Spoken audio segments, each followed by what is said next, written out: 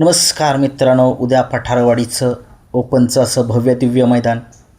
त्या मैदानामध्ये तुम्हाला मी सांगितलं बकासूरच्या दावणीतले कोणकोणते टॉपचे नंदी जे आहेत ते उद्या पळताना दिसतील.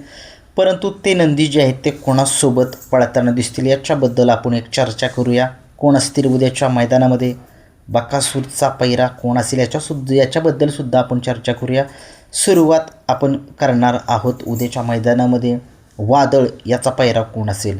वादळचा पैरा जो आहे तो आपल्याला पळताना दिसू शकेल. दुर्गा या नंदीसोबत आत्ता एक दुर्गा जो खरसुंडीकरांचा जो दुर्गा आहे तो सध्या गुलालाचा बेताज बादशाह आहे. याच्यासोबत उद्याचं नियोजन जे असेल वादळ आणि दुर्गाचं. महाराजचं नियोजन कोणासोबत आहे?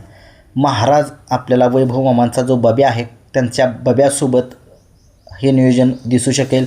कारण की बब्यासुद्धा चांगलाच नंदी पळतो आणि उद्या कदाचित आपल्याला वैभव मामा गाडी चालवताना दिसतील. कारण की त्यांचे सगळे टॉपचे नंदी आहेत ते उद्या आपल्याला पळताना दिसणार असतील. त्याच्यामुळे उद्या बब्या आणि महाराज ही सगळ्या प्रेक्षकांची महाराष्ट्राची लाडकी जोडी म्हणायला काय हरकत नाही. कारण की बकासूरच्या दावणीतले नंदी खूप दिवस झाले पळालेले नाहीत. कारण की ते पळले तर खरंच लोकांना एक एक्साइटमेंट राहते की याला कोणत्या गटात आहे काय आहे. खूप महाराष्ट्रात नव्हे तर 13 देशात जी बैलगाडा शर्यत बघितली जाते त्या शर्यतीमध्ये बकासूरच्या जे दावणीची चर्चा होतेच कुठल्या गटात आहे काय आहे.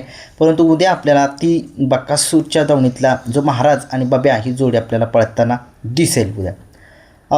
साम्राज्य कोणासोबत पळू शकेल? साम्राज्य आपल्याला पळताना दिसू शकेल.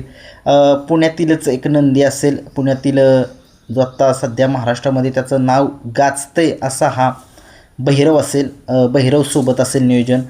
बघूया कशा पद्धतीनं साम्राज्य खूप दिवस झालं तो मैदानामध्ये दिसत नाही. आपल्याला का दिसत नाही याच्याबद्दल तुम्हाला माहितीच आहे. परंतु तुम्ही बघितलं काल बकासूरच्या त्या गोट्या शेजारी त्याच्या गावाशेजारी बाळूमामाची जी बकरी आहे ती त्या ठिकाणी आलेली होती. बाळूमामाच्या दर्शनाच्या त्या बकऱ्यांचं दर्शन, त्या पालखीचं दर्शन जे आहे ते बकासूरला घेऊन गेलेले होते वैभव मामा, आपले मोहिल शेठ असतील ते. आणि उद्या बघूया कशा पद्धतीनं बकासूरचं सुद्धा तर नियोजन तर आहे सांगतोच मी. परंतु जे आपला सगळ्या महाराष्ट्राचा लाडका साम्राज्य आहे तो साम्राज्य उद्या भैरवसोबत कदाचित दिसू शकेल. पायरा वेगळा सुद्धा असू शकेल. बघूया उद्या काय होते काय नाही. सगळ्यात प्रश्न राहिला आता म्हणजे या बैलगाडा शर्यत क्षेत्रामधील एक टॉपचा नंदी बकासूरचं नियोजन हे कोणासोबत असेल? बकासूरचं नियोजन जे आहे ते सगळ्या महाराष्ट्राला माहिती आहे कशा पद्धतीनं नियोजन असतं बकासूरचं.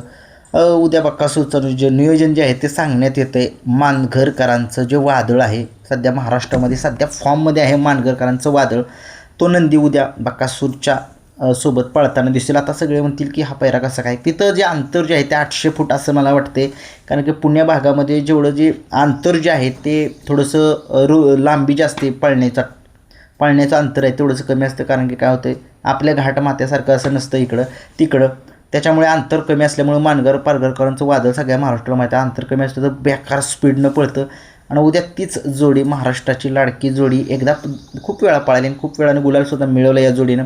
उद्या ही जोडी आपल्याला पळताना दिसू शकेल. बघूया काय जर चेंजेस झाले तर तुम्हाला मी सांगेनच. महाराजचं नियोजन कसं असेल? महाराजचं नियोजन जे आहे ते बब्यासोबत असू शकेल. जो बब्या सगळ्या महाराष्ट्राला माहीत आहे काय पळतो, जो घाणंदकरांचा बब्या आहे तो.